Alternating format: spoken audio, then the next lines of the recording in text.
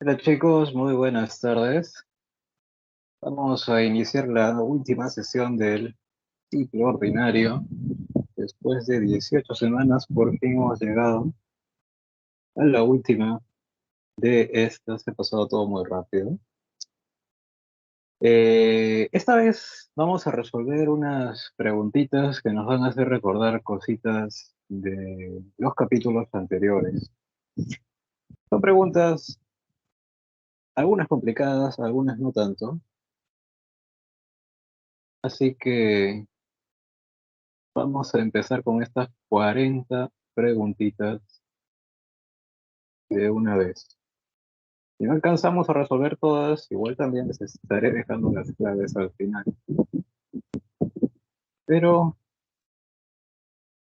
por lo pronto vamos avanzando entonces. Vamos a revisar la pregunta inicialmente y por favor, si ustedes tienen la respuesta, inmediatamente por favor, indíqueme cuál creen que sea y vemos si es en realidad esa clave o si no lo es, hacemos la corrección respectiva también. Vamos a iniciar entonces con la pregunta número uno. A ver,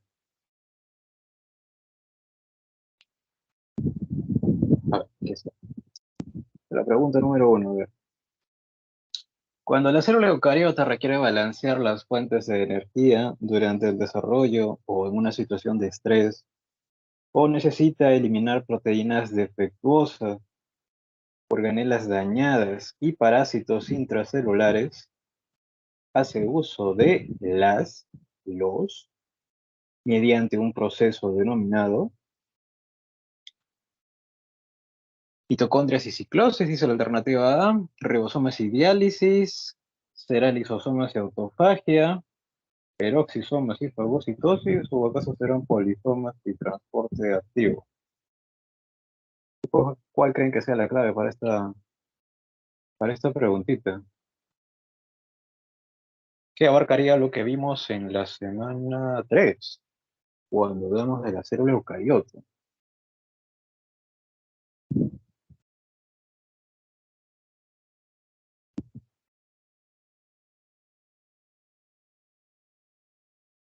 ¿Alguna idea? Fíjense que dice, a ver, necesita eliminar proteínas defectuosas, organelas dañadas y parásitos intracelulares. ¿Qué organela utilizaría para eliminar, por ejemplo, una organela dañada que ya cumplió su ciclo de vida? Para eliminar, por ejemplo, una mitocondria. ¿Y cómo se llamaría el proceso que permitiría eliminar esa organela dañada?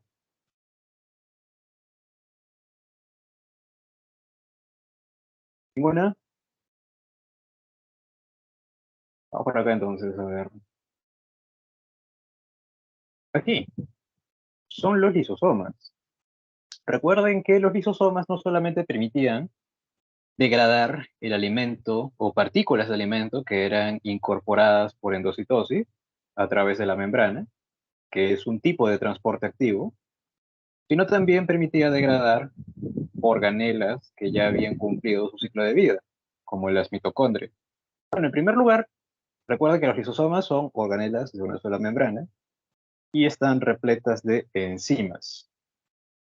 La forma más conocida de actividad que tienen es que cuando se incorpora una partícula de alimento o una bacteria, como lo es en este caso, en una vesícula, y esa vesícula que contiene la bacteria o partícula sea degradada, se llama fagosoma. Aquí no sucede la digestión. Los lisosomas primarios, que estaban repletos de enzimas, se formaban en el aparato de Golgi. Y estos lisosomas primarios se unen con el fagosoma para formar al lisosoma secundario. Y allí sí recién sucede la digestión. Aquí se degrada a la bacteria y se van a obtener desechos que también pueden ser expulsados, en este caso por exocitosis. La otra manera, que también les había contado en su momento, Que como te dije, ¿no? Si hay mitocondrias que ya cumplieron su ciclo de vida, es necesario eliminarlas porque pueden producir moléculas defectuosas que dañen a la célula. Así que esta mitocondria defectuosa es envuelta también en una membrana y esta es la que se une con un lisosoma primario, formando nuevamente un lisosoma secundario, todo esto, donde las enzimas degradarán totalmente a la mitocondria. Nuevamente, siempre será en el lisosoma secundario donde sucede la digestión. Nunca en el lisosoma primario, porque allí solamente hay enzimas. No está el sustrato sobre el cual actúan estas enzimas. Y nuevamente aquí también se obtienen desechos que también serán expulsados, esta vez por exocitosis. ¿No? De esa manera. Este mismo mecanismo podría servir para degradar también proteínas defectuosas, como dice la pregunta, y también permitiría degradar algunos protozoarios que pueden invadir nuestro cuerpo. Los macrófagos se van a comer a estos parásitos y también les va a pasar lo mismo que, por ejemplo, esta bacteria que te señalé aquí inicialmente. Bien, eso sería lo que sucede entonces, uy, no, esto no. Ahí está con respuesta, así que para la pregunta número 1 sería entonces la respuesta, la alternativa, lisosomas. Y el proceso, eso me olvidé. Cuando se trata de digerir una organela que es propia de la célula, el proceso se llama autofagia, ¿no? Auto significa propio y fagia significa comer, ¿no? Como que se está comiendo su propia organela, la está degradando. Más bien cuando se destruyen partículas o elementos que son extraños de la célula, como el caso de esta bacteria, se llama heterofagia. Lo mismo puede ser, por ejemplo, para un protozoario, como te mencioné hace un momento. Bien, otra vez. Pregunta número 1, entonces sería la alternativa C. Vamos por la 2 ahora. Esta es más sencilla. Dice que son estructuras distribuidas en el tejido epidérmico de las hojas y tienen como función regular la transpiración y permitir el intercambio de gases.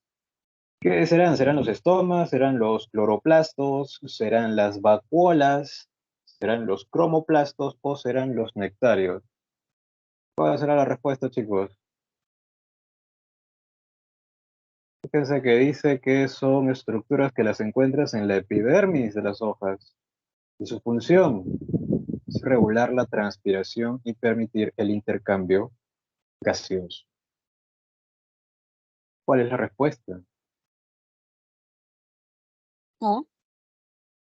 Alternativa A, dice la amiga Lisette.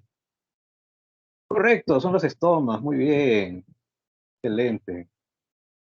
No, dentro de los tejidos protectores de los vegetales, de las plantas, teníamos a dos, ¿no? La epidermis y a la peridermis. La epidermis estaba presente en órganos verdes que todavía no forman leño, plantas herbáceas. Más bien la peridermis reemplaza a la epidermis en plantas que ya tienen crecimiento secundario, o sea que ya están formando leño.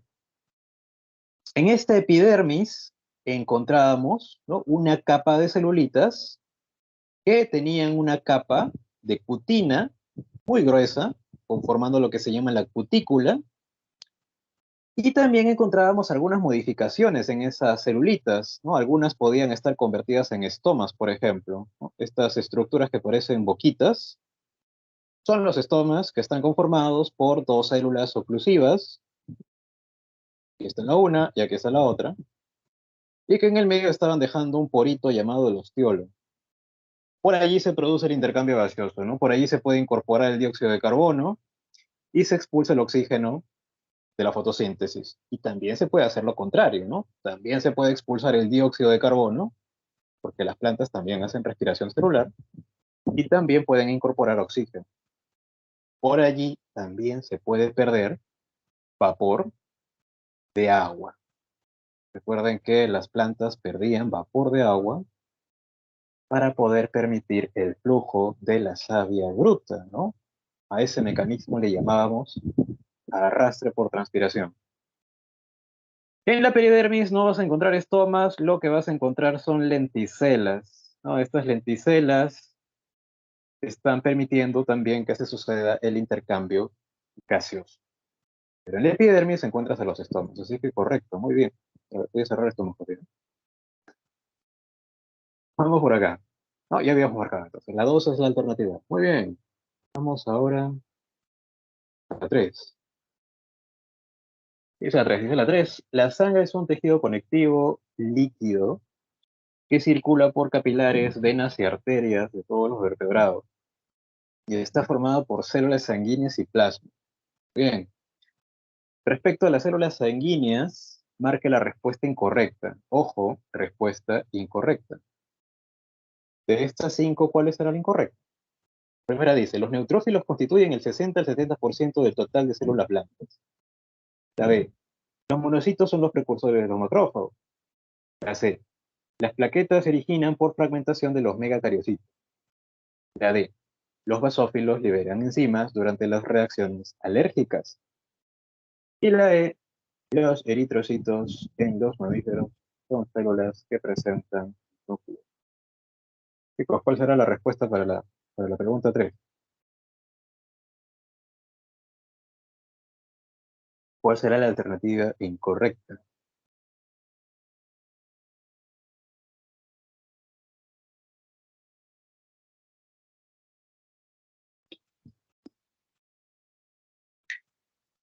La E. La E, los eritrocitos en los mamíferos son células que presentan núcleo. Correcto. En los vertebrados, nosotros, los mamíferos, vamos a ser los únicos que presentamos eritrocitos anucleados. No tienen núcleo. Están tan especializados en el transporte de gases que han perdido el núcleo. Muy bien. En cuanto a los otros postulados, pues los revisamos por aquí muy rápido. Como bien dice la pregunta, la sangre es un tejido que está en forma líquida y que está compuesto por plasma. Allí no vas a encontrar células, encuentras agua, moléculas inorgánicas y también orgánicas. Y la fase celular tiene dos, la de los glóbulos blancos y plaquetas, que es esta fase delgadita, y toda esta que está acá abajo, que son los glóbulos rojos, que como ya dijimos hace un ratito, son células que no tienen núcleo. En el caso de estos glóbulos blancos, teníamos a dos tipos, los granulocitos y los agranulocitos. Dentro de los granulocitos teníamos a los neutrófilos. Estos neutrófilos son las células más abundantes que hay son los glóbulos blancos más abundantes que hay en tu sangre, ¿no? Como bien dice la pregunta, pueden estar en alrededor del 70% de glóbulos blancos. Pueden estar conformando alrededor del 70% de glóbulos blancos. Su función es fagocitar, ¿no? Comerse las bacterias que están ingresando a tu cuerpo y destruirlas con sus lisosomas. Tenemos también a los eosinófilos y basófilos. Los basófilos están produciendo la histamina, que es una enzima, ¿no?, que va a estar colaborando que se suceda la inflamación y por ende también algunas reacciones alérgicas. Más bien el eosinófilo va a estar controlando esas respuestas, porque él produce una enzima que se llama la histaminasa, que más bien degrada a esta histamina, regulando de esta manera la inflamación. Los monocitos también están patrullando por tu sangre y estos, cuando detectan un patógeno invasor, se van a convertir en macrófagos. Y solamente como macrófagos pueden hacer fagocitosis, destruir bacterias en gran cantidad. Y en cuanto a los linfocitos, recuerda esto muy importante, ¿eh?, porque a veces te pueden confundir en algunas preguntas. Los linfocitos B, ellos no producen anticuerpos, se tienen que convertir en células plasmáticas, o también se les llama plasmocitos. Y recién como células plasmáticas o plasmocitos, producen anticuerpos. Digamos que el linfocito B es una célula inmadura. La célula plasmática ya es una célula madura que puede producir anticuerpos. Y los linfocitos T, que podían ser CD8 y CD4. El CD4 está dirigiendo la respuesta inmune, está regulándola, y el CD8 podía ser citotóxico, puede destruir células que estén infectadas con virus o células cancerígenas, las destruye. O también podía ser un CD8 supresor, que más bien está suprimiendo la respuesta inmune una vez que ya acabó la amenaza del agente patógeno. Bien, entonces sería correcto lo que acaban de mencionar. Sería la alternativa E. Muy bien. Los neutrófilos, ¿no?, constituyen un gran porcentaje de glóbulos blancos, correctísimo. Los monocitos se transforman en macrófagos, por eso son los precursores, correctísimo. Las plaquetas se originan por fragmentación de los megacariocitos. Esto es verdad. Estas plaquetas que están regulando lo que es la coagulación de la sangre al liberar tromboplastina, derivan de megacariocitos que se van fragmentando y de esa manera se forman las plaquetas. Recuerden esta serie de sucesos también, ¿ah? Una vez que se forma una herida, las plaquetas liberan tromboplastina y eso colabora a que la protrombina que está en la sangre se convierta en trombina.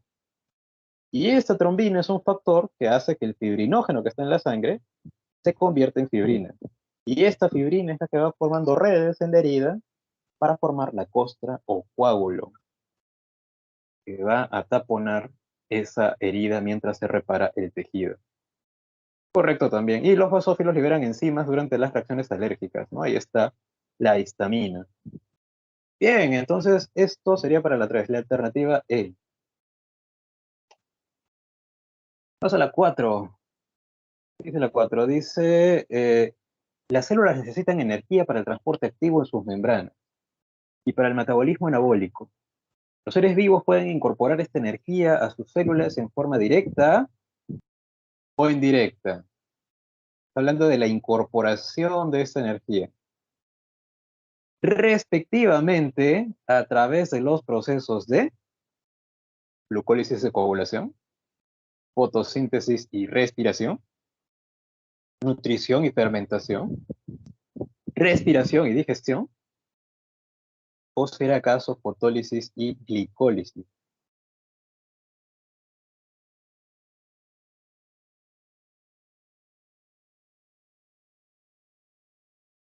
¿Cuál creen que sea la respuesta?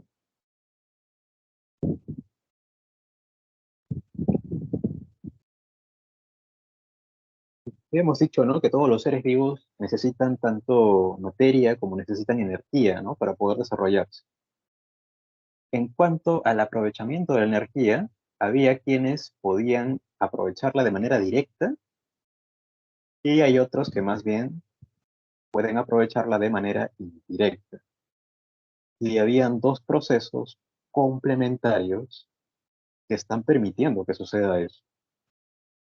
Son dos procesos que hemos visto con sus fases respectivas.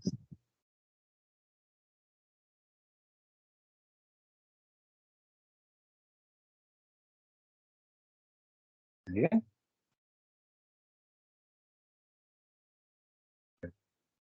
Cuando se refiere al aprovechamiento directo y la incorporación directa de esta energía, se está refiriendo a lo que hacen las plantas. Las plantas pueden aprovechar directamente la energía que viene del sol. ¿Y cómo lo hacen? Realizan un proceso que se llama la fotosíntesis, ¿verdad? Ellas tienen pigmentos en sus cloroplastos que les permiten captar esta luz. Y de esta manera, utilizando esa energía, podían formar sus moléculas orgánicas, la glucosa. Más bien, bueno, la fotosíntesis era característica de los organismos autótrofos, ¿no? Más bien los heterótrofos,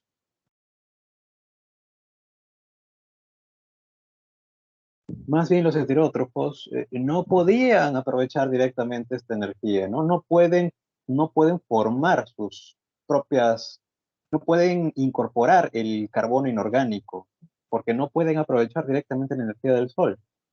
Ellos tienen que oxidar moléculas orgánicas.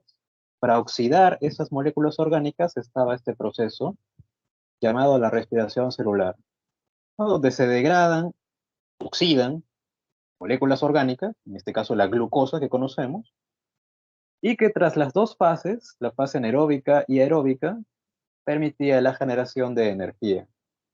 Pero esta es una manera indirecta, pues, ¿no? Porque estas moléculas orgánicas, como la glucosa, han sido formadas por fotosíntesis, que sería la manera directa. No, así que por eso la respiración celular sería una manera indirecta de incorporar esa energía, porque no estamos captando directamente la luz del sol, sino más bien estamos oxidando, degradando moléculas que se han obtenido por fotosíntesis. Así que esos dos procesos entonces serían la fotosíntesis y la respiración celular. Directa fotosíntesis, indirecta respiración celular. Bien, respuesta para la 4, la alternativa B. Vamos a la 5.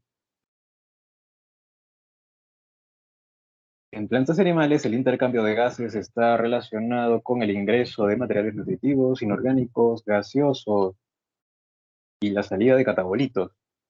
Determine el valor de verdad en las siguientes alternativas, verdadero o falso, en relación al intercambio de gases en los seres vivos. A ver, la primera dice, en las plantas superiores, el dióxido de carbono y el oxígeno ingresan por difusión en las hojas. En las algas, los gases difunden del medio acuático, difunden desde el medio acuático a las células.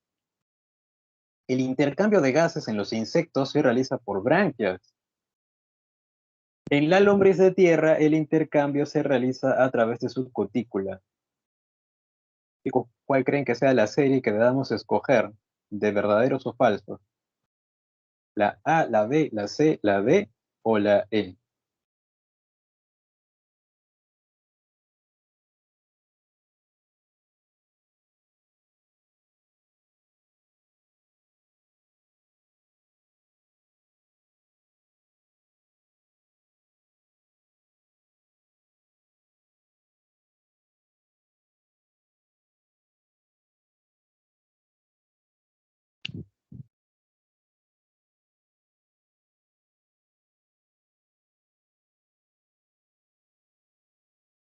Pero recuerden que en plantas superiores, que obviamente forman tejido, vamos a encontrar epidermis. Y en la epidermis acabamos de ver que hay estomas. Estos estomas van a permitir el ingreso de gases y la salida también por difusión. No se va a gastar energía para nada en dejar salir o entrar esos gases. Así que esto sería verdadero. En las algas, los gases se difunden desde el medio acuático a las células. Esto también sería correcto porque bueno, las algas son acuáticas, ¿no? Y en el agua hay gases también disueltos. Hay oxígeno. Y en ese medio acuático hay gases que también se van a difundir directamente a las células de las algas, porque las algas en este caso no forman tejidos, así que no van a tener estructuras especiales como lo son los estomas. Pero es verdadero, directamente a las células. El intercambio de gases en los insectos se realiza por branquias. Pues que es recontra falso, ¿no? Porque aquí estaban las plantas con sus estomas, y en los insectos más bien existía la respiración traqueal. Recuerden que, por ejemplo, dentro de un saltamontes vamos a encontrar una serie de tubos. Esos tubos se llaman tráqueas y están recogiendo el dióxido de carbono formado por respiración celular de cada parte de este insecto. Y ese dióxido se está expulsando a través de un poro que se llama el estigma. Esos poros los podemos encontrar aquí. Por ese mismo poro también se puede captar oxígeno, que también llegará a cada parte del cuerpo de este insecto. Ellos tienen entonces respiración traqueal. Así que es falso. En la lombriz de tierra, el intercambio gaseoso, ¿se refiere? Se realiza a través de su cutícula. Eso sí es verdadero. Porque estas realizaban la respiración cutánea, ¿no? Ellas no tenían No tienen pulmones, por ejemplo, ¿no? Pero a través del epitelio, que tiene cutícula, el cual es muy delgado, permite que se difunda el oxígeno del exterior directamente hacia la sangre de este invertebrado. Y también que el dióxido de carbono que hay en su sangre se difunda directamente hacia el exterior, ¿no? A través del epitelio y la cutícula. A eso se le llama respiración cutánea, respirar a través de la piel. ¿Cómo lo hacen también anfibios en su estadio adulto? Ellos también pueden respirar a través de la piel, porque más bien en su estadio larvario o juvenil de renacuajo, respiraban por branquias externas, como los ajolotes. Los peces más bien van a respirar por branquias internas, ¿no? Que están protegidas dentro del cuerpo. Así que en este caso entonces también sería verdadero. Tenemos entonces verdadero, verdadero, falso, verdadero. Y la D. Esa sería la clave entonces para la pregunta 5. Vamos con la 6. Chicos, si hay alguna pregunta por ahí que no les, o alguna duda que no les queda claro algo, me avisan, por favor, para retornar. Durante una excavación, dice la 6, para la construcción de un centro comercial en una ciudad costera se encontraron rocas con unas impresiones pertenecientes a cierto animal acuático. Este hallazgo permitió establecer que en un pasado esa zona estuvo cubierta por el océano. ¿Qué rama de la biología se encarga del estudio de estos restos? ¿Será la hidrobiología? ¿Será la biología forense? ¿Será la paleontología? ¿Será la taxonomía? ¿O será la geología? ¿Cuál es la respuesta, chicos?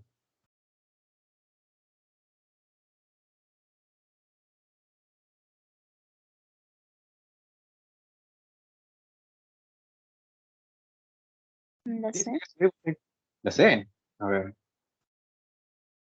la C dice la paleontología. Sí, ¿no? Es correcto porque dice que estamos encontrando unas rocas con unas impresiones pertenecientes a cierto animal acuático. Esto de impresiones se refiere pues al hecho de que muchos animales no necesariamente han dejado huesos, como por ejemplo podemos ver acá, ¿no?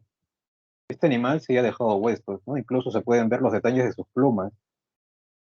Pero en ocasiones ni siquiera queda eso, pero sí queda la silueta de su cuerpo, ¿no? Todo el resto de materia orgánica se ha desintegrado, pero ha dejado como un molde que revela la forma que tenía ese animal en el pasado. Eso también constituye un resto fósil. Y pues quien estudia los restos fósiles y sus características, ya sabes que es la paleontología, ¿no? No solamente estudia las características de los restos fósiles, sino que también las compara con características de organismos vivos actuales. En el caso de la hidrobiología que está por aquí, es una rama de la biología que se va a encargar del estudio de los organismos que hay en las masas de agua, ya sea oceánicas o ya sea también en las aguas continentales, como lo son los ríos o los lagos. Estamos hablando generalmente de peces, ¿no? Pero también no solamente hay peces, ¿no? También hay otros organismos vegetales y también invertebrados, ¿no? Todo lo que esté relacionado entonces con una masa de agua, ya sea oceánica o continental, organismos vivos, es estudiado por la hidrobiología. La biología forense se va a encargar de aplicar la biología en la criminalística. Por ejemplo, con esta biología forense se puede determinar cuánto tiempo lleva un cuerpo asesinado a la intemperie. ¿Cómo lo podemos determinar? Analizando los insectos que están presentes. Porque generalmente cuando hay un cadáver expuesto, lo primero que aparecen son las moscas y ponen sus huevos, que generan larvas y posteriores pupas.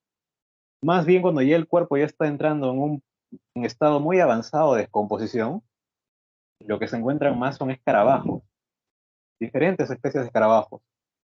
Entonces con eso ya podemos determinar más o menos, ¿no? Cuánto tiempo, cuántos días, cuántas semanas lleva ese cuerpo allí expuesto a la intemperie, ¿no? Analizando la comunidad de organismos vivos que hay.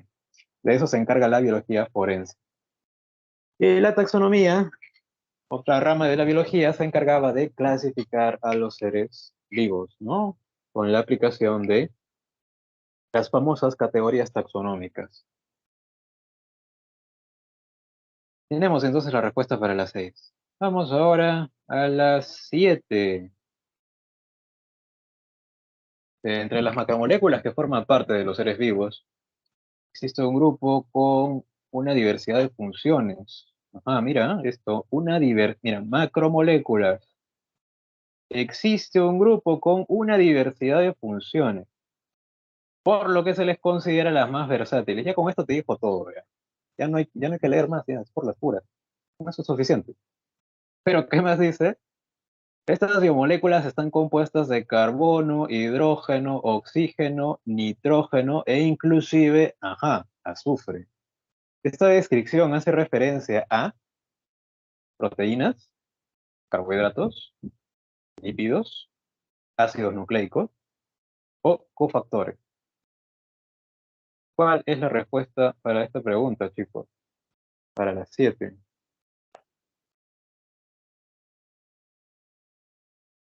Estamos sin miedo.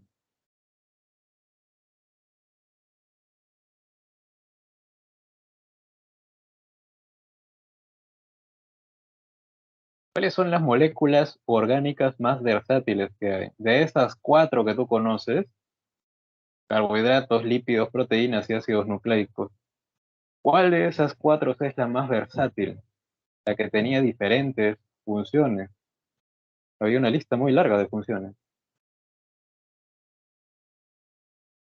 Lípidos. No, no son los lípidos. También tienen muchas funciones, es verdad, pero esta otra macromolécula orgánica le gana. Tiene más todavía.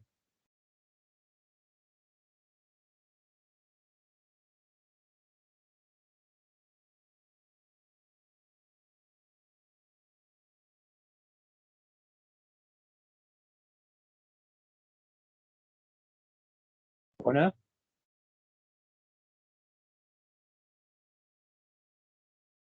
si no, si no están seguros con el primer postulado, ¿no? Hasta aquí, con los segundos se termina de confirmar. Dice que hay azufre. ¿Se acuerdan de que el azufre era necesario para un tipo de macromolécula? Para permitir la formación de enlaces de puente disulfuro que están presentes en proteínas. Las proteínas están compuestas por aminoácidos, ¿no? Estas son las unidades de las proteínas. Y gracias al enlace peptídico que forman, se forman cadenas de miles de aminoácidos. Y esas cadenas, después de adoptar una estructura primaria, secundaria, terciaria y cuaternaria, conformaban proteínas con diferentes funciones.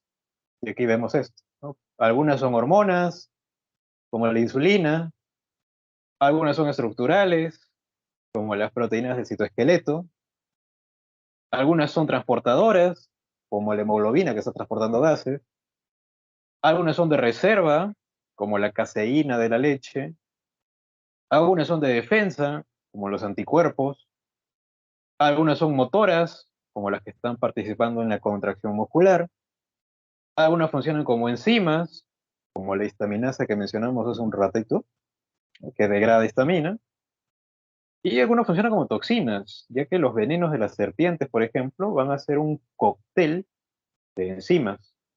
Pueden tener numerosos efectos biológicos. Por ejemplo, pueden paralizar tu sistema nervioso. Entonces, y a esta lista todavía le faltan más cosas. Pero dentro de cada uno de estos, pues hay diferentes ejemplos. Así que por eso se les considera muy versátiles, una infinidad de funciones para las proteínas. Y como dice acá, pues también, ¿no? Tienen al carbono, hidrógeno, oxígeno, nitrógeno, fósforo y también van a tener el azufre. Porque recuerda que para poder adoptar la estructura terciaria, se necesitaba de la formación de ciertos tipos de enlaces en los que estaba el puente disulfuro. que se formaba gracias a que los aminoácidos presentan azufre. Bien, la 7 la A entonces. Vamos a la 8. La pandemia debido a la enfermedad por coronavirus COVID-19 tiene como agente patógeno el SARS-CoV-2, un tipo de coronavirus que ataca nuestras vías respiratorias. Este patógeno presenta ADN y ARN, retrotranscriptasas, cabeza icosaédrica y cola, simetría helicoidal y al ARN como genoma. ¿Cuál cree que sea la respuesta, chicos?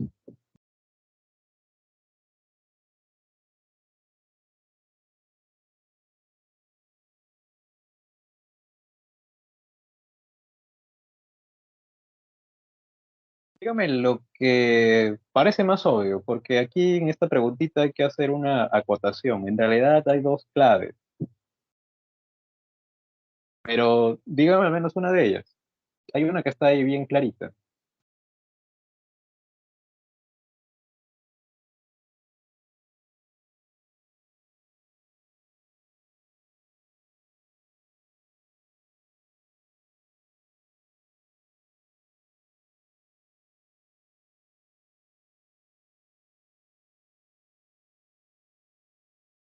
Eh,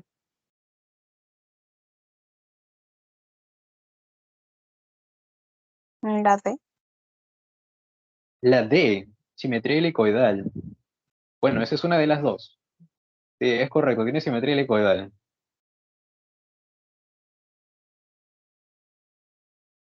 ¿Y la otra? ¿Cuál será?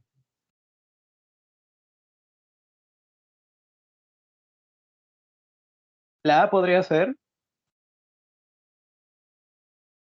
presenta ADN y RN. De ninguna manera puede ser la A. Recuerda que un virus o solamente tiene ADN o solamente tiene ARN. Nunca tiene los dos ácidos nucleicos. Lo habíamos visto por acá, ¿no? ¿Se acuerdan de esto? Teníamos tres criterios para clasificar a los virus. Primero, por la presencia de envoltura. Por la presencia de envoltura teníamos dos tipos de virus. Los desnudos, que solamente tienen nucleocápside, o sea, la cápside, que es esa recubierta conformada por capsómeros, y el ácido nucleico. Todo eso es la nucleocápside. Pero los envueltos, además de nucleocápside, tienen su envoltura. Y esa envoltura, se recordarán, que derivaba de la membrana a la que ese virus infecta. Así que tiene fosfolípidos. Pero también puede presentar proteínas del mismo virus. Por ejemplo, este virus, nuestro enemigo número uno, es un virus envuelto, el SARS-CoV-2. Ese es el primer criterio. Entonces, por la presencia de envoltura, hay virus desnudos y hay virus envueltos. El segundo criterio es por el tipo de ácido nucleico. Y allí, o bien, como te dije, tienen ADN, como el de la viruela, el de la varicela, o bien tienen ARN solamente, como el que te causa la gripe, y también el SARS-CoV-2. El SARS-CoV-2 también es un virus de ARN.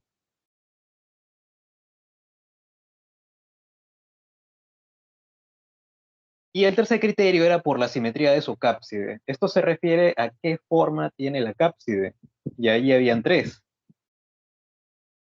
Los icosaédricos o esféricos, que tenían su cápside con la forma de un icosaedro, ¿no? Un poliedro de 20 caras. Ahí estaban los adenovirus, por ejemplo. Los que tienen simetría helicoidal o filamentosa. En este caso, los capsómeros de estos virus se estaban asociando de manera que formaban como una escalerita así, helicoidal, pero que a la larga también formaban un filamento, ¿no? Que lo estamos viendo ahí. Por eso se llaman así. Quien presenta este tipo de simetría es el primer virus en ser descrito, el virus mosaico del tabaco. Y luego estaban los bacteriófagos, que tenían simetría compleja, porque no presentan ni simetría helicoidal totalmente, ni simetría icosaédrica totalmente. Pueden presentar ambas. Por ejemplo, estos bacteriófagos van a tener una cabecita que tiene simetría icosaédrica y un cuellito o colita con simetría helicoidal. ¿No? No presentan ni totalmente la una ni totalmente la otra. Aquí están los bacteriófagos, que como su nombre lo dice, y se recordarán, infectan bacterias. Por cierto, como bien dijo hace un momento nuestra compañera, además del mosaico del tabaco, aquí también está el SARS-CoV-2, por si acaso.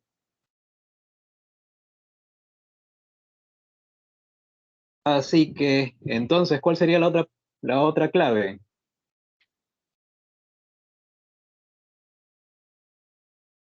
Por cierto, esto de retrotranscriptasas se refiere a que algunos virus de ARN, como se recordarán al virus del VIH, necesitan que al ingresar a una célula viva, ese ARN que portan se convierta en ADN. Es el ARN viral que debería ser convertido en ADN viral para que se pueda unir al ADN de la célula infectada. Este proceso sucedía gracias a la participación de una enzima que se llama la retrotranscriptasa. Retrotranscriptasa. También se le llamaba transcriptasa reversa o transcriptasa inversa. Hace lo mismo, ARN a ADN. Pero no cometan el error de creer de que todos los virus de ARN utilizan retrotranscriptasa. No. Mm, El virus de SARS-CoV-2 es un virus de ARN y no utiliza retrotranscriptasa, ¿no? Así que no, no sería tampoco, no sería la B. Cabeza icosaédrica y cola, esto es una característica de los bacteriófagos que te mencioné hace un ratito, así que tampoco es. Y no, esto sí, ¿no? Es un virus de ARN. Tiene al ARN como genoma. Por cierto, ¿qué es un genoma? Es la totalidad de ADN, la totalidad de genes que hay en un organismo. O entidad biológica como lo son los virus, ¿no? Porque los virus no son considerados organismos vivos, pero sí afectan a los organismos vivos. Van a ser considerados entidades que portan en este caso, ¿no? Ácido nucleico. Así que también tienen un genoma. Su genoma será ARN. Bien, entonces son dos, la E y la D.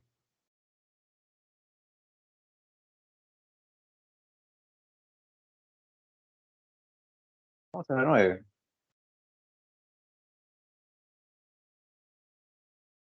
¿Qué es la 9? A ver. Cuando un virus patógeno invade nuestras células, se inicia la producción de más virus. Y este aumento altera el organismo, lo que se manifiesta como síntomas y signos en el infectado.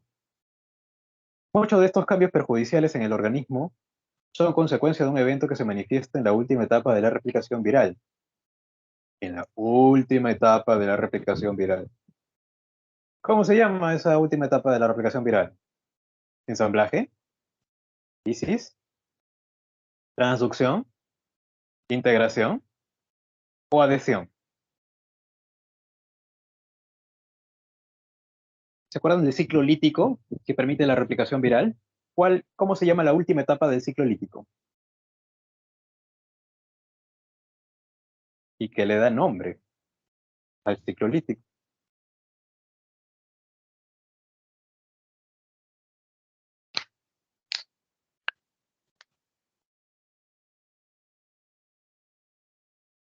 ¿Tampoco? Vamos acá rapidito entonces. La replicación viral con el ciclo lítico. Vamos a ver. Constaba de 5 pasos. ¿no? El primero era la fijación, ¿no? Donde el virus, en este caso un bacteriófago, ¿no? Se une a la membrana de la célula que va a infectar. El segundo es la penetración.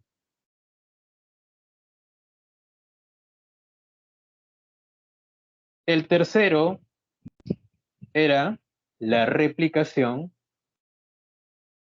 de ácido nucleico viral.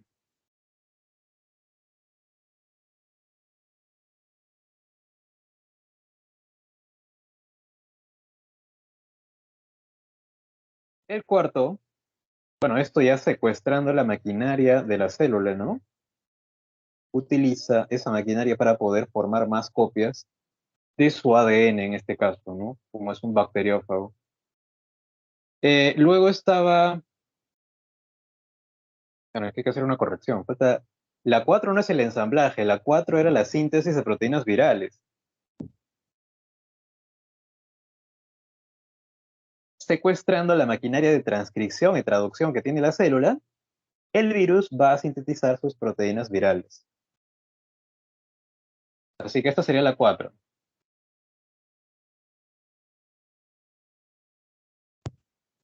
Y la 5 sí es el ensamblaje, ¿no? De todo ese conjunto de capsómeros, de ácido nucleico que hay allí ahora regado en el citoplasma de esta bacteria infectada, se van a ensamblar como un rompecabezas y van a formar a los pequeños bacteriófagos. Esa es la quinta etapa.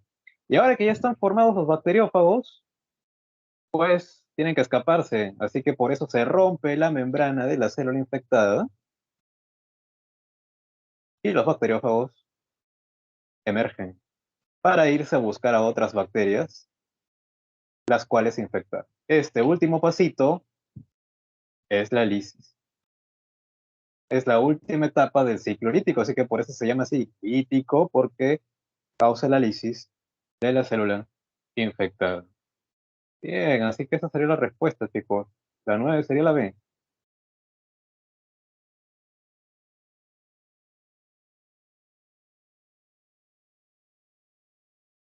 Vamos a la 10. ¿Qué dice la 10? Dice, el citoesqueleto es una red proteica formada por microtúbulos, ¿no? Aquí están los tres elementos del citoesqueleto. Microtúbulos, microfilamentos y filamentos intermedios. Esta estructura confiere diversas propiedades a la célula, volviendo la dinámica de acuerdo a la polimerización y despolimerización de sus componentes. O sea, se refiere a que los componentes de este citoesqueleto se van a ir uniendo, ¿no? Polimerizándose o separándose, despolimerizándose de sus componentes. Del siguiente listado determina el evento que no implica al citoesqueleto. ¿Será diapedesis? ¿Será formación del uso mitótico? ¿Será clivaje celular? ¿Glucólisis? ¿O será movimiento mevoideo? ¿Cuál de estas cinco alternativas no corresponde a una función de estos elementos del citoesqueleto, chicos?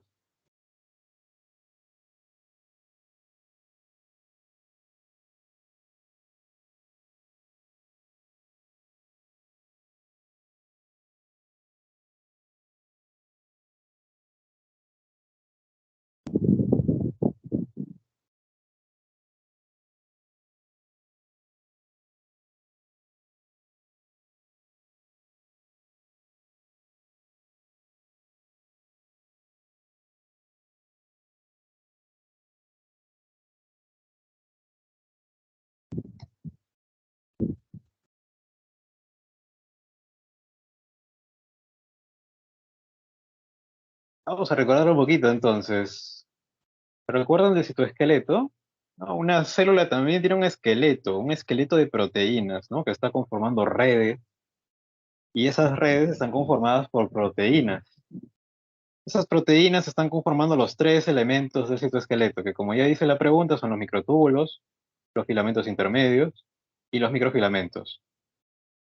Los microtúbulos son los que tenían mayor diámetro y pueden estar conformando estructuras como los flagelos y los cilios que sirven para la locomoción y los cuerpos basales a partir de los cuales se originan los flagelos y cilios.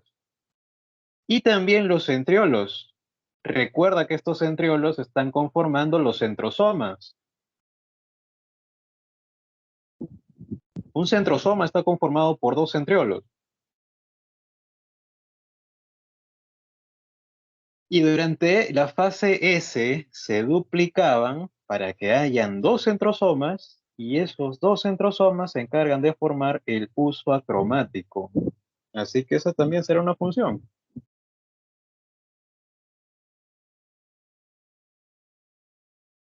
Por supuesto, como bien dice acá, también están dando soporte al citoplasma. No van a ser como las columnas que hay en tu casa, ¿no? Que están soportando ahí toda la estructura de tu casa. En las células serían los microtúbulos.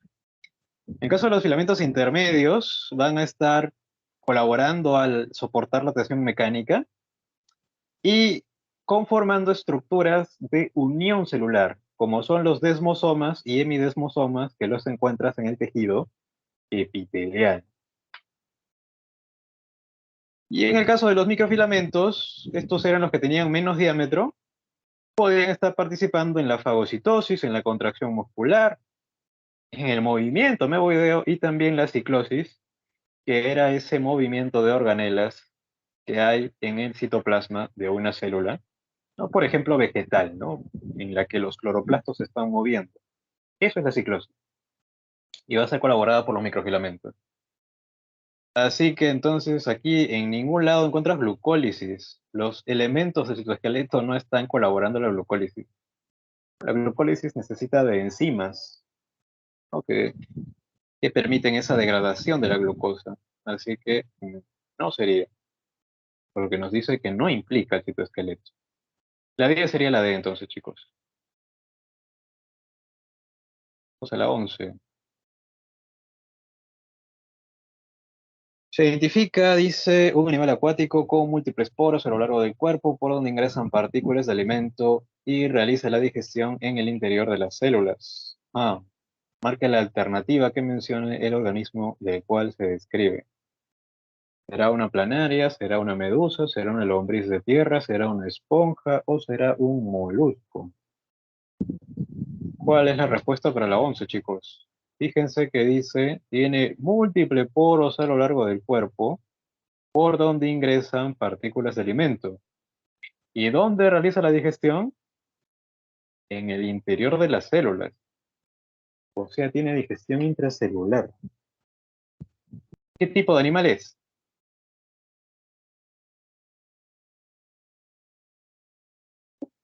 De D, dado, esponja.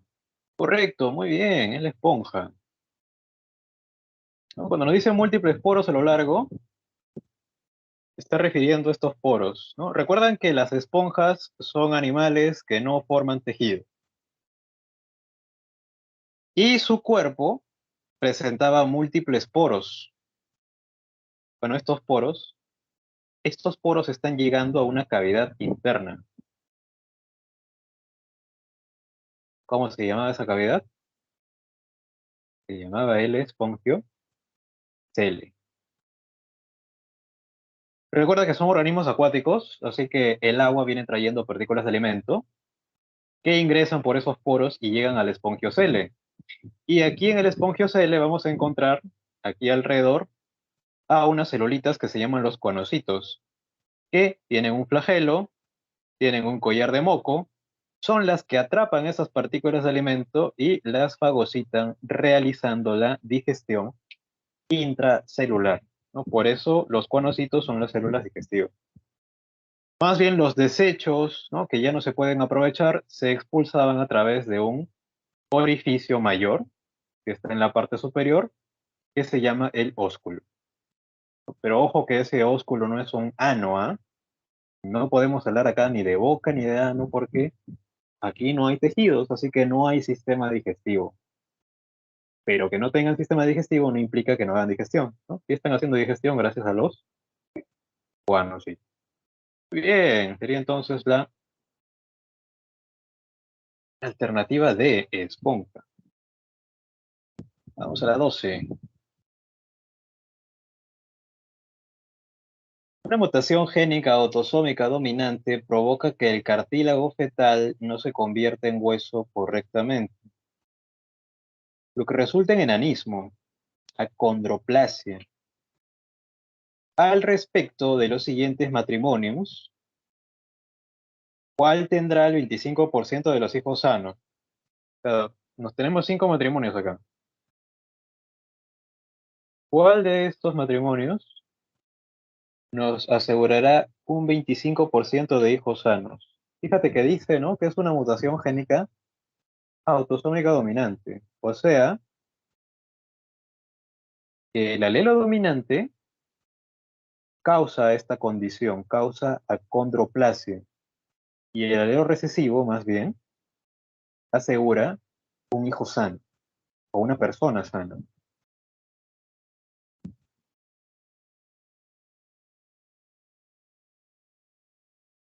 Este más bien va a tener acondroplasia. Así que para que alguien sufra de esta condición, debería ser homocigoto dominante o podría ser heterocigoto.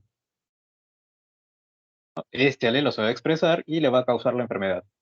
Más bien para ser sano, pues solamente vas a ser homocigoto recesivo.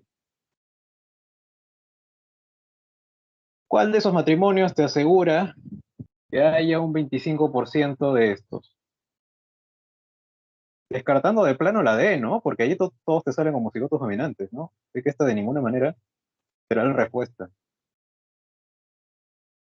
Y descartando también la C, ¿no? Porque allí todos te salen homocigotos recesivos, todos te salen sanos.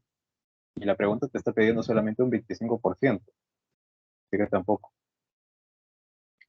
¿Cuál será, chicos? Les quedan tres.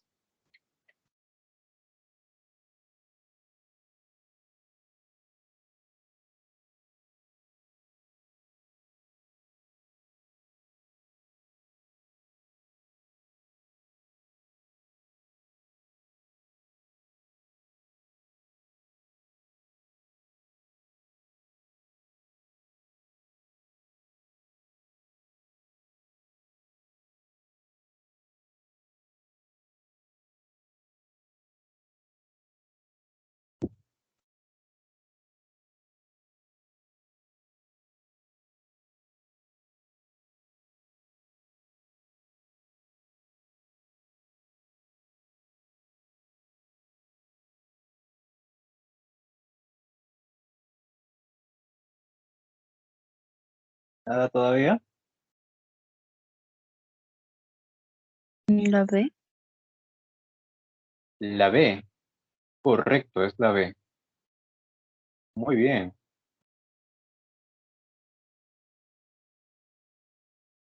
¿Qué vamos a hacer acá?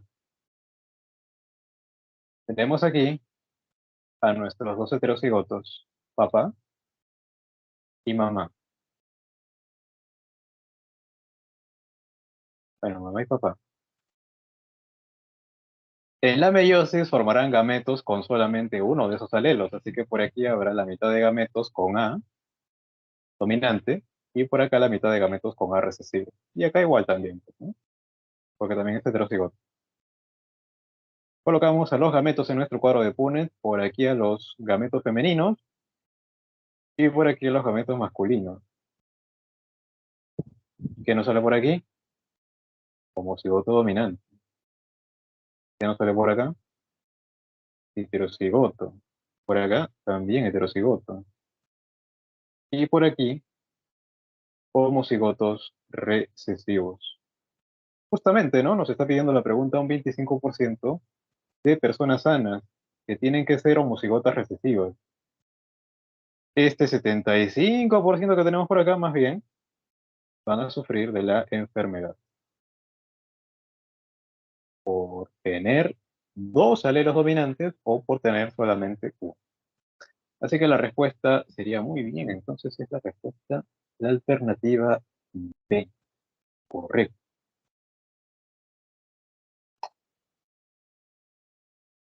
Vamos a la 13. Esta es algo, es un clásico también. sobre las proporciones que debemos tener en cuenta que nos salen tanto en la primera como segunda ley de Mendel. Dice, los trabajos de Gregor Mendel sobre Pisum Sativum Barbeja permitieron entender los mecanismos de la herencia en su segunda ley, ley de la segregación independiente. A partir de una cruza de híbrida se obtiene una F2 cuya proporción fenotípica es 3, 1, 1, 2, 1, 9, 3, 3, 1, 4, 2, 2, 2, 1, 2, 1, 2, 4, 2, 1, 2, 1. Para la segunda ley, ¿no? Donde hacíamos una cruza de híbrida, se obtiene un F2 cuya proporción fenotípica.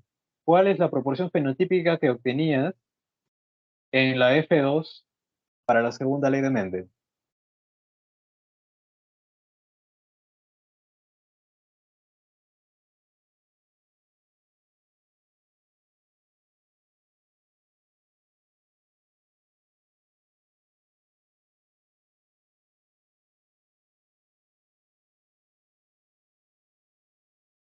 Vamos rapidito entonces, a ver. En la primera ley de Mendel cruzábamos dos líneas puras con variación en un mismo carácter. Por ejemplo, cruzábamos un homocigoto dominante con un homocigoto recesivo. Y en esa F1, toditos nos salen heterocigotos. El 100% son heterocigotos. Fenotípicamente solamente expresan al alelo dominante, que en este caso es el color amarillo de la semilla. Y en la F2, cruzando a estos heterocigotos obtenidos en la F1, pues, ¿qué proporciones nos salían en la F2? Había genotípicamente un 25% de homocigotos dominantes, un 50% de heterocigotos y un 25% de homocigotos recesivos.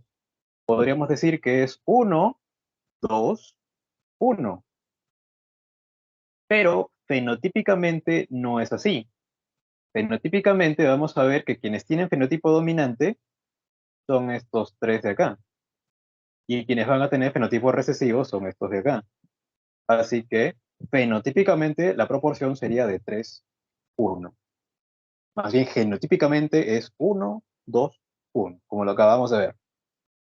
Para la segunda ley, que es lo que está pidiendo la pregunta, cruzamos individuos con variación en dos o más caracteres.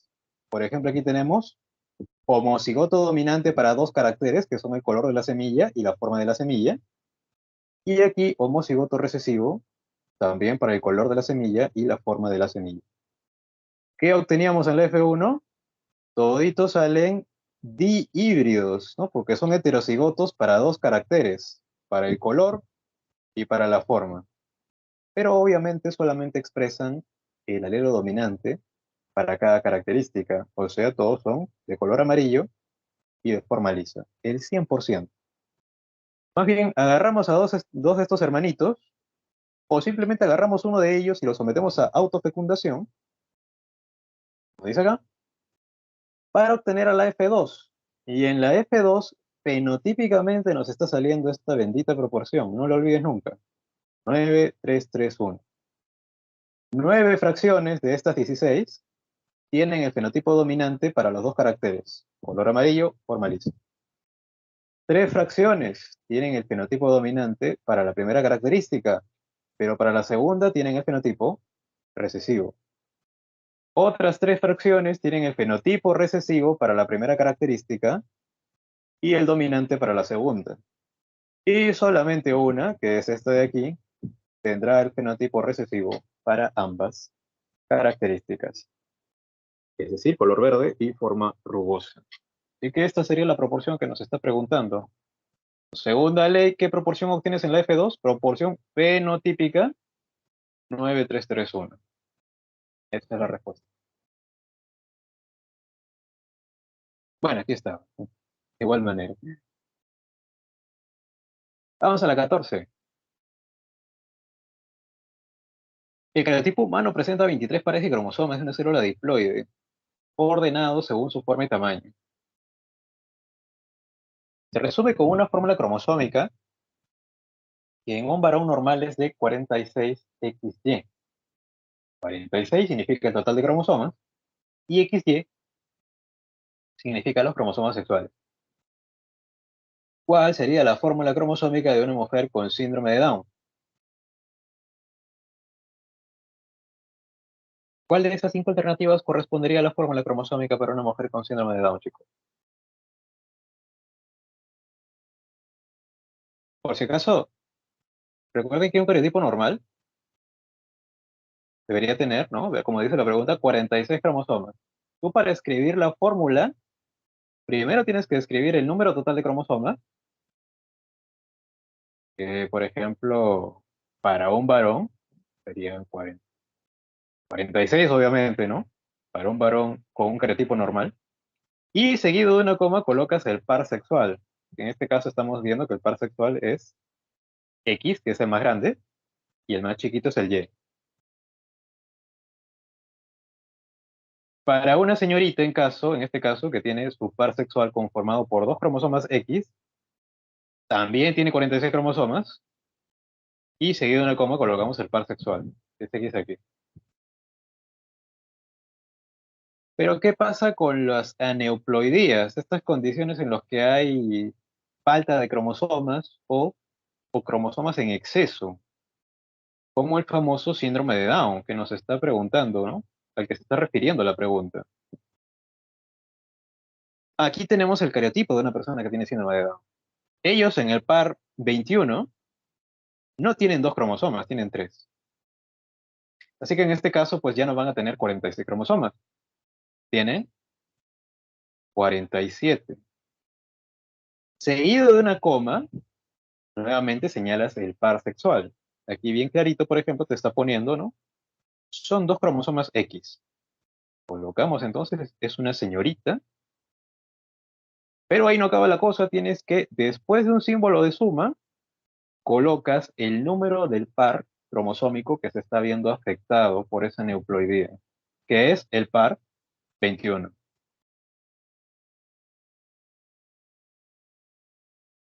Esto sería entonces para una señorita, que es lo que nos está preguntando, ¿no? Para una mujer, sí, correcto. Sería la C, ¿no? 47XX más 21. Puedes colocar una coma allí también, ¿no? Opcional. Si fuera un varón, más bien los cromosomas sexuales varían, ¿no? Pero recuerda eso, ¿no? Por si acaso, si te encuentras con una fotografía así y no te señalan cuál es el X o el Y, no, recuerda que si te vas al último par sexual y si tienen el mismo tamaño, son grandes, los dos son cromosomas X.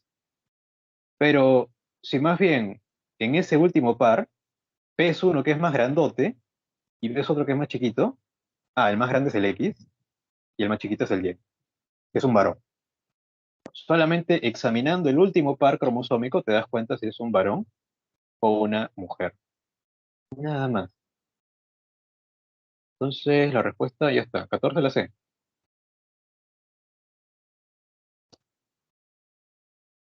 Dice la 15. La bioética establece principios que permiten realizar con responsabilidad el quehacer científico en el ámbito médico, biológico y ambiental.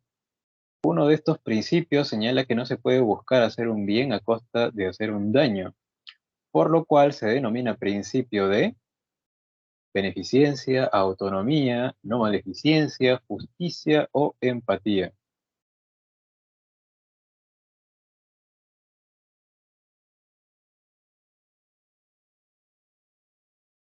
¿Se recuerdan de los pilares de la bioética? Están regulando el quehacer científico, como dice allí, en diferentes ámbitos. Medicina, por ejemplo. Teníamos a la autonomía, en la que no puedes obligar a nadie en contra de su voluntad. No puedes someter a un paciente a un tratamiento que él no está de acuerdo. No lo puedes oponer a la fuerza, por ejemplo, como se ha visto en los últimos años. Beneficencia. Tienes que procurar el mayor beneficio posible. Y, si es posible, si está en tus posibilidades, prevenir el daño. El máximo beneficio posible incluye que ese beneficio que se le está otorgando a ese paciente no implique el desarrollo de un mal. siempre tiene que ser el máximo beneficio. En la no maleficencia, más bien, se debe procurar la ausencia de daño. No hay que causar un dolor innecesario en el paciente. Si es que puede tener otra opción, ¿no? Puede someterse a un tratamiento más benévolo con su cuerpo y que no le ocasione un sufrimiento. Y el de la justicia, que hay que dar a cada quien lo que necesita y no exigir más de lo que puede. Independiente de tu credo, independiente de tu posición económica, social, deberías tener acceso a los beneficios que te provee la ciencia. Justicia, entonces, el último pilar. Que más se adapta a lo que nos está diciendo entonces la preguntita sería la beneficencia, ¿no? No se puede hacer un bien a costa de hacer un daño. Hay que procurar el máximo beneficio.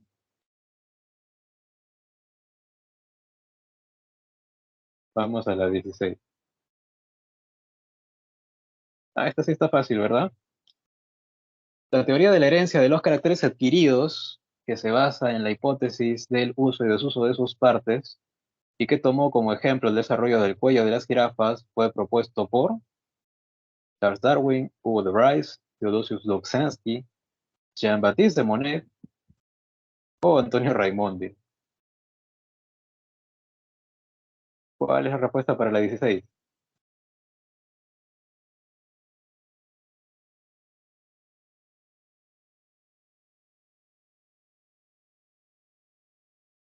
No, no han puesto el apellido conocido de este representante de la evolución. No, pero ya sabes quién es, ¿no? Está hablando de la teoría de la herencia de los caracteres adquiridos y la hipótesis del uso y desuso de las partes, ¿no? Ya sabemos quién tomaba estos postulados, estas premisas, ¿no? Nuestro amigo Lamarck, Jean-Baptiste de Monnet, el caballero de Lamarck. Ese es su nombre completo. Así que la respuesta para la 16 sería la D, ¿no? Con su ejemplo clásico de las jirafas que iban estirando el cuello y heredándole esa característica a la siguiente generación. La teoría de la herencia de los caracteres adquiridos. 17. Los insectos tienen el sistema digestivo muy variado dependiendo del tipo de alimentación. En general, este sistema tiene una parte anterior, una media y una posterior. Eso es cierto. Su tubo digestivo está dividido en estas tres regiones: anterior, media y posterior. Marca la función que caracteriza a la parte media solamente. De ese tubo digestivo, comenzando en la boca, porque recuerda que los insectos tienen sistema digestivo completo, y terminando en el ano, habían tres regiones: la anterior, la media y la posterior. ¿Qué sucede aquí?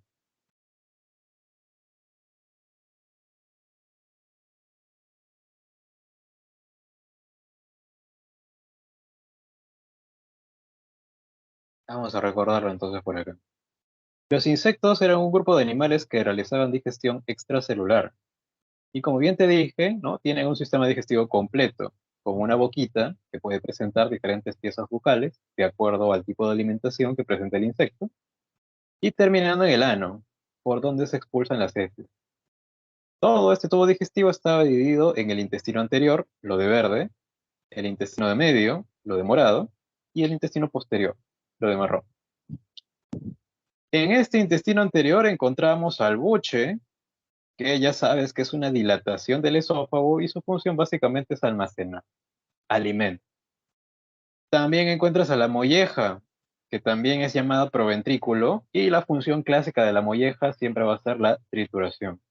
Digestión mecánica. Más bien en el intestino medio, de aquí de moradito, se realizaba tanto la digestión química, por eso dice acá, mayor parte de la digestión, y ya también se están absorbiendo los nutrientes gracias a estos ciegos que estamos viendo acá. Estos tentáculos son los higos gástricos. Por lo que podríamos decir que en el intestino medio se está produciendo la digestión y también la absorción de nutrientes. Es la función del intestino medio. Y en el intestino posterior ya no se degrada nada, allí se forman las heces. Hay una absorción, sí, pero de agua y sales minerales. Pero nutrientes orgánicos ya no. Eso ha sucedido en el intestino medio. Se forman las heces que se expulsan a través del ano. Recuerda que en esta parte inicial del intestino posterior estaban los túbulos de Malpighi, que son el sistema excretor que tienen los insectos. Entonces la respuesta para nuestra pregunta sería la avión. Alternativa A. Sí. Ujú. Correcto.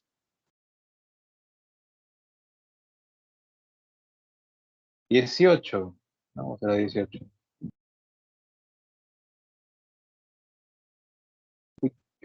Durante la formación de la orina se distingue la filtración, la reabsorción y la secreción. Al respecto, señala el enunciado correcto acerca del nombre de la estructura y la fase en la que está implicada. Glomérulo de Malpighi, filtración glomerular, túbulo con torneo proximal, secreción del ácido úrico, túbulo con torneo distal, filtración tubular, túbulo colector, secreción de urea, glomérulo de Malpighi, secreción de sales.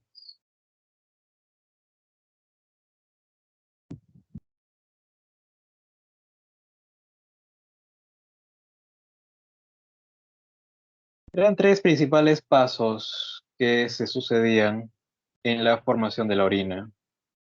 Gracias a la estructura que tiene una nefrona, podíamos encontrar regiones como el corpúsculo de Malpighi, que está aquí en la región inicial de la nefrona, que estaba conformado tanto por el glomérulo de Malpighi, que eran estos capilares que estaban trayendo la sangre que va a ser filtrada, y la cápsula de Bowman, que es la que va a filtrar la sangre.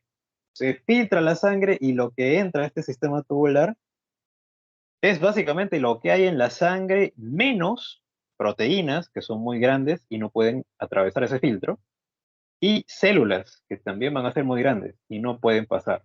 Todo el resto pasa por acá. Agua, moléculas orgánicas, inorgánicas. Y la primera región que tenemos por aquí es el túbulo contorneado proximal. No está señalado acá, ¿no? Pero este es el túbulo contorneo proximal.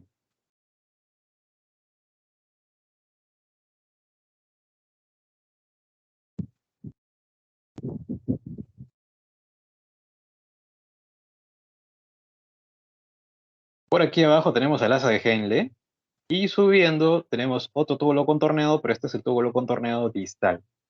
Y finalmente el túbulo colector, que ya se va a conectar más adelante con la pelvis renal y se dirigirá al uréter. Entonces, es aquí en el corpúsculo de Malpighi, que está conformado por el glomérulo y la cápsula de Bowman, donde se lleva a cabo la filtración. Y ya en este sistema tubular se va produciendo la reabsorción, ya que no todo lo que se filtra pasa a formar parte de la orina. Se reabsorbe, en primer lugar, se reabsorbe agua, el 99% de agua, y también sodio, a cambio de potasio. Es un dato interesante también que a veces es recurrente. La reabsorción de agua sucede por la acción de la hormona vasopresina y la reabsorción de sodio es inducido por la acción de la hormona aldosterona. ¿No? Entonces, de acuerdo a lo que tenemos aquí, el glomérulo de Malpighi, que es parte del corpúsculo de Malpighi, que está encargado de la filtración, ¿no? Sería correcto, ¿no? Está participando en la filtración glomerular, porque este es el que está trayendo la sangre que va a ser filtrada, que sería la alternativa A.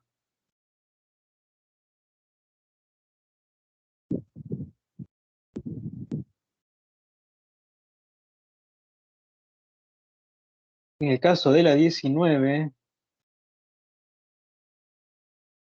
queda media hora, qué rápido. Identifique si la característica es una vena o una arteria. Paredes vasculares delgadas, poseen válvulas, sus paredes vasculares son anchas y elásticas, o devuelven la sangre de los órganos al corazón. ¿Se recuerdan de esa tablita que les puse en algún momento?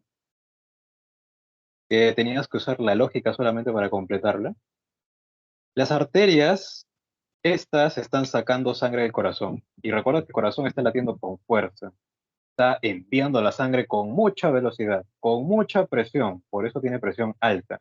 Y el movimiento de la sangre, por ende, será rápido. Así que la arteria, para no reventarse con esa presión alta, tiene una pared muscular gruesa, tiene abundante tejido elástico, ¿no? Para soportar esa presión alta.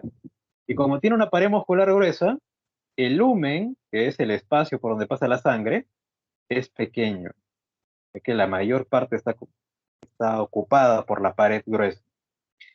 No son permeables, que quiere decir que la sangre no se puede escapar de las arterias, y las únicas válvulas que vas a encontrar en las arterias son las que están en el corazón, la válvula aórtica y la válvula pulmonar. Son reconocidas por transportar sangre oxigenada a excepción de la arteria pulmonar que sale del corazón y que más bien está transportando sangre desoxigenada para llevarla a los pulmones. En el caso de las venas, estas están trayendo sangre al corazón. Esta es sangre que ya tiene menos presión, así que la velocidad de la sangre es lenta. Como ya es sangre con menos presión, pues ya no hay peligro para las venas, ya no se van a reventar, así que por eso su pared es delgada y tienen menos tejido elástico. Como hay pared delgada, ahora el lumen ya es más grande. No son permeables tampoco, y estas sí necesitan válvulas a lo largo de su recorrido, porque como la sangre tiene menos presión, se podría retroceder, y eso no tiene que pasar. Una vez que la sangre pasa, se cierran las válvulas y eso impide su retroceso. Son reconocidas por transportar sangre desoxigenada, a excepción de la vena pulmonar que está llegando al corazón y que más bien está trayendo sangre oxigenada. Así que entonces, paredes vasculares delgadas, eso sería de una vena. Poseen válvulas, también sería de una vena. Paredes vasculares son anchas y elásticas. Pared muscular, ancha, gruesa. Elástica, arteria. Devuelven la sangre de los órganos al corazón. Esto, ¿no? Son las que llevan sangre al corazón, son las venas. Así que sería avioncito. Alternativa A. Vamos a la 20. Nuestra amiga Dora presenta un problema de crecimiento durante la adolescencia.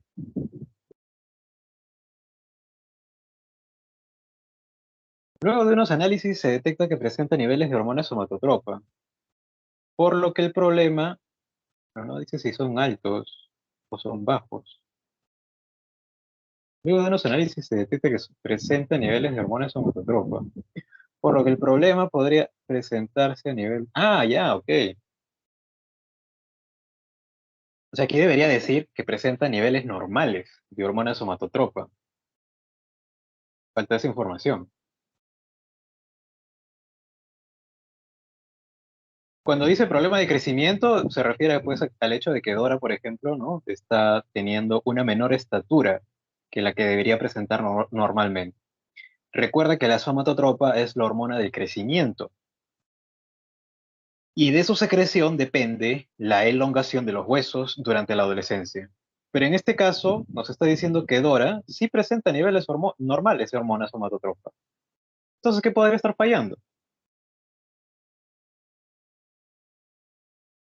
La somatotropa es una hormona que es producida por el lóbulo posterior de la hipófisis, o llamado también adenohipófisis.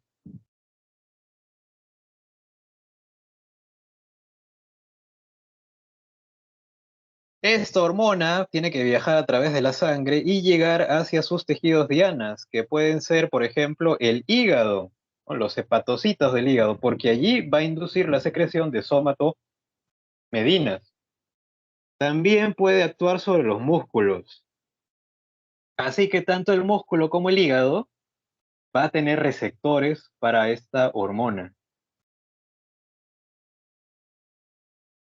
Si los niveles son normales de somatotropa, quiere decir que lo que está fallando son los receptores. Las células de los tejidos diana no están recibiendo esa señal porque sus receptores no funcionan y no pueden recibir el mensaje de esa hormona somatotropa. Y por eso Dora está exhibiendo esa baja estatura. ¿Qué encontramos en el hígado? Hepatocitos. ¿Qué encontramos en los músculos? Miocitos. Ellos son los que deberían tener receptores para esta hormona somatotropa y no están funcionando bien esos receptores. Así que eso sería la causa de que Dora presente un problema de crecimiento. La alternativa E.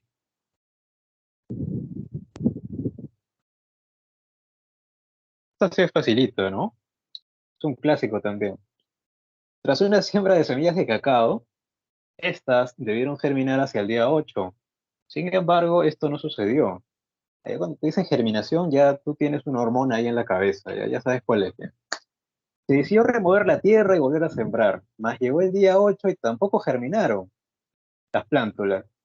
El especialista a cargo sospecha que se deba a un problema hormonal de las semillas. Ajá, ya está diciendo, ¿no? Aquí está faltando una hormona.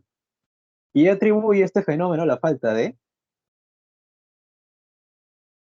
giberelinas, toxinas, citocininas, etileno, ácido oxícico. Recuerden que habían tres hormonas principalmente estimuladoras. De esas tres, las que estaban relacionadas con la germinación de las semillas eran las giberelinas. Las auxinas están relacionadas con la elongación celular y las citocininas están estimulando la división celular, pero eso solamente en presencia de auxinas,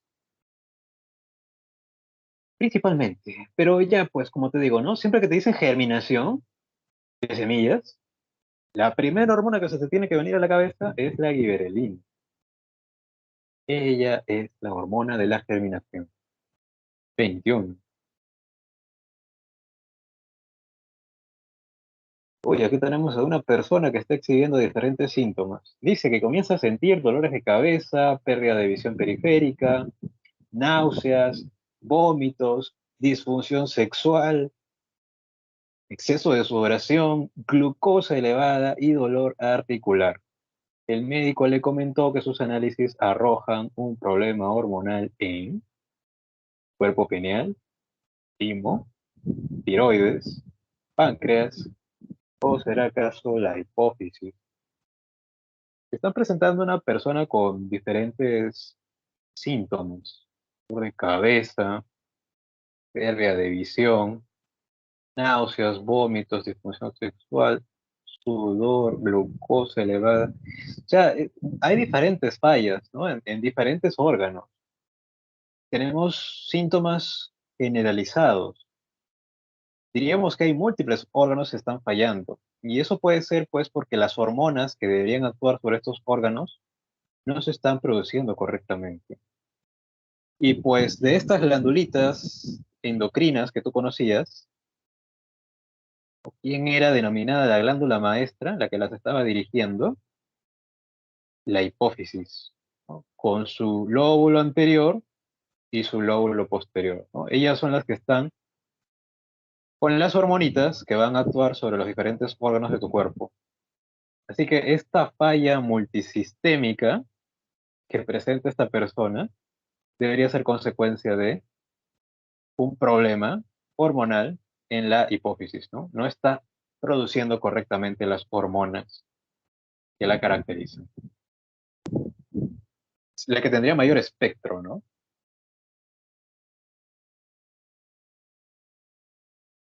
23. En relación con el sistema nervioso de los invertebrados, ¿cuál de estos presenta una conformación de tres pares especializados? Anélidos, moluscos bivalvos, artrópodos, actinias, o serán acaso las anémonas de mar. Bueno, de plano descartamos allá las anémonas, ¿no? Porque, bueno, las anémonas y las actinias, porque son nidarios, si se recordarán, los nidarios tenían sistema nervioso reticular, no tienen ganglios. Esta pregunta también tiene una omisión, ¿no? Debería decir acá, tres pares de ganglios. Debería decir eso. 3 pares de ganglios. Ya con eso se hace más claro, ¿no? Quienes tenían 3 pares de ganglios eran los moluscos, que podían ser moluscos gasterópodos o también podían ser moluscos bivalvos, ¿no? Por ejemplo, este molusco gasterópodo, como lo es el caracol, tiene un par de ganglios cerebroideos, un par de ganglios pedales y un par de ganglios viscerales. 3 pares de ganglios que son los mismos también que encuentras en bivalvos, moluscos, gasterópodos y bivalvos, con 3 pares de ganglios. Más bien, los cefalópodos tenían ganglios también, pero eran ganglios cerebrales muy desarrollados. Ganglios cerebrales muy desarrollados. Tienen mayor complejidad.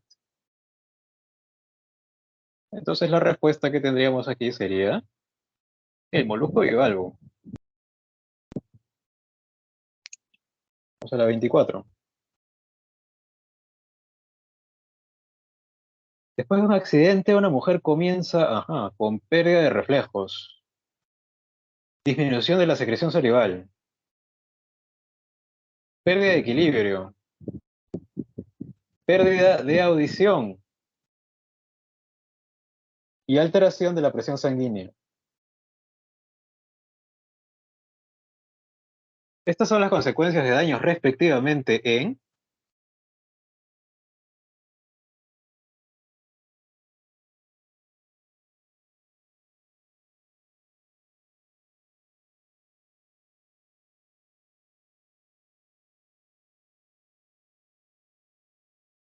función.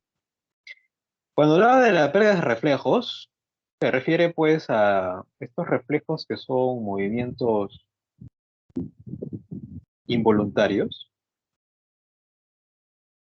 Se recordarán, ¿no? Del arco reflejo, que era todo este circuito, toda esta vía nerviosa, que permitía que se pudiese ejecutar el acto reflejo, ese movimiento involuntario, que necesitaba de un procesamiento a nivel de la médula espinal, ¿no? Aquí no hay participación del cerebro.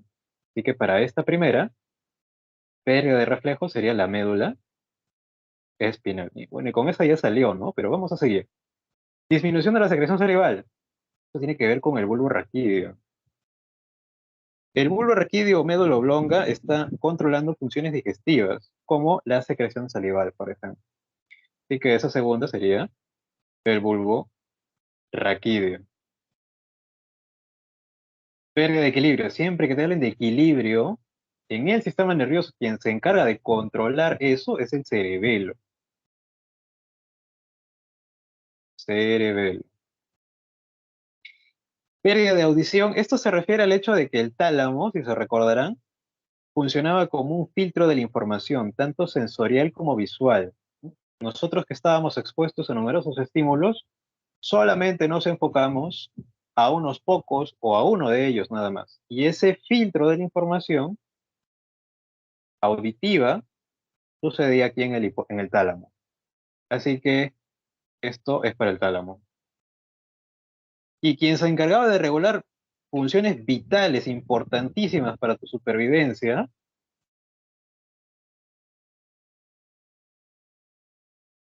era el hipotálamo, ¿verdad? Aquí está.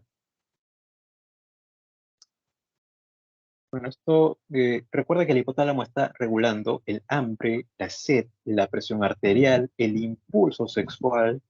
Son, digamos, actividades básicas que realiza cualquier organismo vivo para poder sobrevivir. Así que esto último, la presión sanguínea, es para el hipotálamo. Bien, la C. Como siempre digo, si quieres recordar para qué sirve el hipotálamo, imagínate que eres un animal salvaje.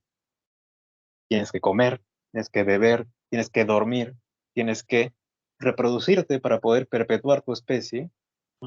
De todo eso se está encargando el hipotálamo. Regular todo eso. 25. Durante el ciclo celular se lleva a cabo el crecimiento y la división celular, no obstante, en la segunda no se realiza gran parte de la actividad metabólica porque ocurre en la... Durante el ciclo celular se lleva a cabo el crecimiento y la división celular. No obstante, en la segunda, o sea, en esta, no se realiza gran parte de la actividad metabólica porque ocurre en la... ¿Dónde ocurre la mayor parte de la actividad metabólica? En interfase, ¿verdad? El ciclo celular básicamente podía ser dividido en dos partes. La interfase, que era el proceso de preparación para la división, y la misma división celular. Esta interfase tenía la fase G1, la fase S y la fase G2. También estaba la fase G0, ¿verdad? Pero era en esta fase G1 y en esta fase G2 donde hay una alta síntesis de proteínas. Y se están formando organelas también, por ejemplo, como en la fase G1. Así que eso corresponde al metabolismo celular. Eso más bien no sucede en la división celular. Podríamos decir entonces que esa gran parte de la actividad metabólica ocurre en la interfaz, donde está tanto la fase G1 como la fase G2. En ambas se están formando proteínas, no solamente en una de ellas, en ambas. Bien, 25 entonces, la D. 26, esta dice que en los parques y cementerios de Lima podemos encontrar un tipo de conífera leñosa con hojas pequeñas como escamas y hojas carpelares dispuestas en conos donde se encuentran las semillas. Por su forma son conocidas como arbolitos de Navidad. Estos árboles son pertenecientes a la división. Bueno, aquí la primera palabra que se nos viene a la cabeza quizás, ¿no? Cuando nos dicen arbolitos de Navidad, debe ser un pino. Pero mira, pones pino acá, dice que, no que es un angiospermo. Y dentro de las plantas que pueden formar semillas, fanerógama, teníamos a las gimnospermas y a las angiospermas. El pino es una gimnosperma, porque tiene flores no verdaderas, que no tienen pistilo. Las angiospermas, más bien, sí tienen flores verdaderas que tienen pistilo y forman fruto. Entonces no sería la A. Alguien que se parece también es la araucaria.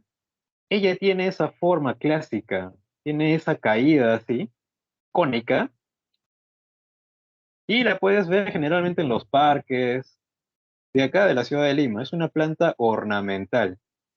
Tiene esa forma clásica también de arbolito de Navidad. Así que sería la C. Ella sí es una gimnosperma. Y no tiene flores verdaderas.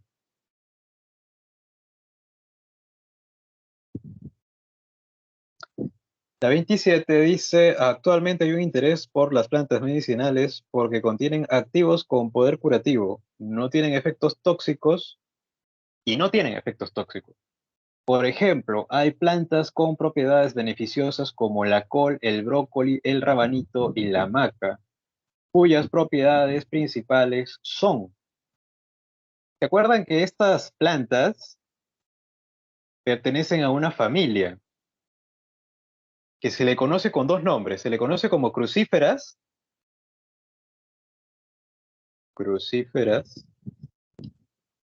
o también se les conoce como brasicáceas. Son sinónimos, ¿ah? Para que te acuerdes, se les llama crucíferas porque sus flores tienen 4 pétalos y están dispuestas de tal manera que parecen una cruz. Un pétalo por acá, un pétalo por acá, un pétalo por acá y un pétalo por acá. Por eso se les llama crucíferas. Así es la flor de la col, el brócoli, del rabanito y la maca. ¿Por qué eran conocidas estas plantas? Porque tenían antioxidantes, ¿no? Por eso se les llamaba también antimutagénicas. Es decir, van a estar colaborando a proteger tus tejidos, a proteger tu ADN del impacto de moléculas dañinas, como son los radicales libres, evitando la posibilidad de que se suceda una mutación. Así que la U no es de ninguna manera, porque ellas no están formando radicales libres. Ellas más bien anulan a esos radicales libres. La 2, estimula el sistema inmunológico para combatir enfermedades. Ese sí podría ser un efecto beneficioso de los antioxidantes. Van a estar favoreciendo la actividad del sistema inmune. Retardar las reacciones químicas que causan los radicales libres. No las retardan, las anulan totalmente, así que eso tampoco sería. Proteger la piel del envejecimiento prematuro, esto sí, ¿no? Una de las, eh, una de las, una de las propiedades de los antioxidantes es retardar el envejecimiento, ¿no? Ya que es algo inevitable, pero si consumimos más de estos, vamos a retardar el envejecimiento prematuro. Neutralizar el efecto de las moléculas antioxidantes. No, eso no, no. Más bien tienen moléculas antioxidantes que están favoreciendo esa neutralización de moléculas dañinas. Así que solamente nos quedaríamos con la 2 y la 4 para la 27. Vamos a la 28 volando. Dice que ese trastorno nutricional es causado por un déficit de niacina o de su precursor triptófano, con una frecuencia mayoritaria principalmente en Asia y África. Generalmente se debe a una alimentación insuficiente en la que carecen muchos nutrientes principales y es denominada como niacina. Déficit de niacina, ¿qué es lo que causa? Claro, y el triptófano es el precursor de esta niacina. Esta enfermedad va a ser la pelagra. La niacina se conoce también como vitamina B2, perdón, B3. Es importante porque esta niacina está conformando parte del NAT, que si se recordarán era un donador de electrones en la respiración celular. Lo puedes encontrar en carne y alimentos fermentados. Su deficiencia va a causar un cuadro que se llama la pelagra, que se revela con estas escoriaciones y llagas en la piel. Así que esa sería entonces nuestra vitamina y la enfermedad, la pelagra. No vamos a abundar en las otras por el tiempo, pero allí tienes la tablita que ya la viste en su momento también. La fiebre tifoidea es causada por Salmonella typhi. El ser humano es el único ser vivo utilizado como reservorio del agente patógeno. Muchas veces las personas presentan fiebre elevada, debilidad, dolor abdominal, dolor de cabeza y pérdida de apetito. ¿Cuál es la vía de infección de esta enfermedad? Pues debido a que Salmonella typhi es una bacteria que se puede eliminar a través de las heces de personas infectadas, a las cuales les puede estar provocando inclusive úlceras intestinales. Estas heces con salmonela pueden contaminar el alimento de una persona sana y que al consumirlas por vía oral se contagiará con esta bacteria. Así que la única vía aquí será oral. Justamente lo tenemos aquí. Ah, por cierto, la fiebre tifoidea es llamada también salmonelosis porque la agente causal es Salmonella typhi. Un poquito mal aquí. Debe haber minúscula, ¿verdad? Salmonella typhi. Que, como te contagias, a través de alimentos o agua contaminada con heces de personas infectadas. Los incendios forestales, dice la 30, en la Amazonía de Brasil entre los años de 2019 y 2020 destruyeron bosques primarios. ¿Cómo se denomina a la regeneración natural del bosque luego de muchos años? ¿Y qué organismos estarían dentro de las principales agentes que ayuden a su recuperación? Nos está hablando de un escenario en el cual se ha destruido un ecosistema original, un bosque primario, como acá, por ejemplo. Se destruye ese bosque, quedan cenizas, quedan algunos troncos, algunas semillas, pero sobre esas cenizas vuelve a surgir un ecosistema con el pasar del tiempo. A esto se le llama sucesión ecológica secundaria, ¿no? Que inicia cuando se destruye un ecosistema. Y sobre esas cenizas aparece otro con el pasar del tiempo. Así que la respuesta sería aquí, sucesión ecológica secundaria. Y agente principal que podría ayudar a su recuperación podrían ser los murciélagos, ya que los murciélagos no solamente chupan sangre, hay especies de murciélagos que pueden comer néctar y por eso funcionan como polinizadores. Podrían estar favoreciendo a recuperar la cobertura vegetal de este bosque incendiado. Así que sería la C.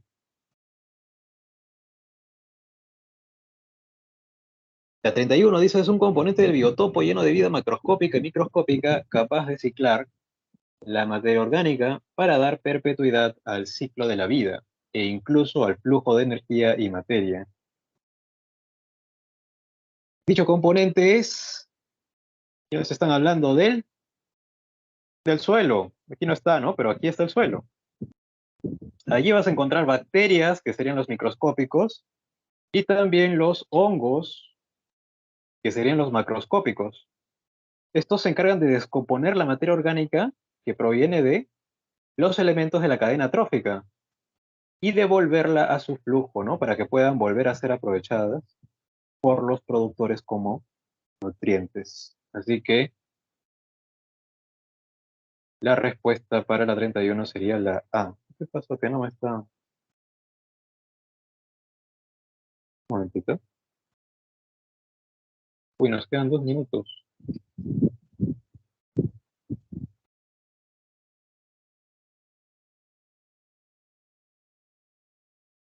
Oh, ¿qué pasó?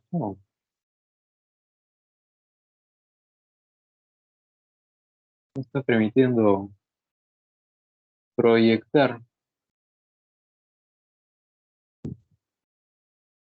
porque yo no veo la diapo y creo que ustedes tampoco. Qué lástima, qué raro.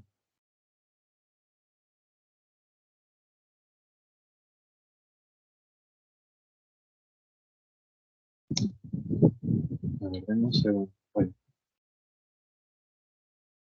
Bueno, igual nos queda 1 minuto nada más. Nos faltan 9 preguntas. Para la 31 es el suelo. Para la 32, recuerde que las áreas intangibles son aquellas en las que puedes hacer turismo, educación e investigación, pero no puedes extraer recursos naturales. De las que te están marcando allí, pues las alternativas serían Cutero y Guayay, corresponden a áreas intangibles. En el caso de la... Pero de nuevo, no pasa nada. Qué raro. Bueno, en el caso de la 33, nos dice una personita que tiene incremento de toma de decisiones erróneas. Parece que algo está pasando con su sistema nervioso, ¿no? Porque no está muy bien localizado. Así que puede estar presentando una enfermedad degenerativa que esté involucrando el mal funcionamiento de su sistema nervioso. En el caso de la 34, si una persona tiene tadeniosis, tiene una tenia adulta en su intestino delgado. Esta tenia forma huevos que se llaman proglótidos, los cuales se eliminan en las heces. Esos proglótidos podrían contaminar el alimento de las personas que lo rodean. Así que, ¿qué tipo de circunstancia podría estar colaborando aquí? Sería la ingestión de proglótidos a través de alimentos contaminados, la alternativa B. Y con la 35 me despido, les dejo, las 5 restantes les dejo las claves. Existe una pérdida de calidad del suelo a nivel mundial, esto como consecuencia de la explosión demográfica que ha exigido un incremento de la producción alimenticia a través de monocultivos. El establecimiento de monocultivos se refiere a que, por ejemplo, vamos a depredar todo un bosque, talarlo, para establecer un cultivo de maíz o solamente un cultivo de soya, ¿no? Por eso se llaman monocultivos, cultivo de una sola planta. Y eso es grave, ¿no? Porque estamos arrancando toda una gran diversidad para establecer solamente el cultivo de una sola planta por la demanda alimenticia que existe, ¿no? Para la 35 sería la B. Bueno, chicos, les voy a dejar las claves de las últimas 5 preguntas para no quitarles más tiempo de su receso. No sé qué pasó que me falló la diapo, pero bueno,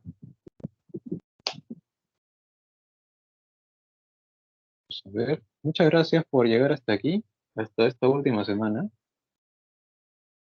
Espero que mucha de la información les sirva de ayuda para sus objetivos futuros y sobre todo muchos éxitos para su futura vida académica, que espero se logre de la manera más exitosa.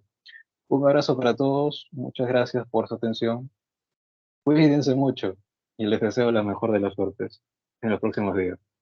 Hasta luego, chicos.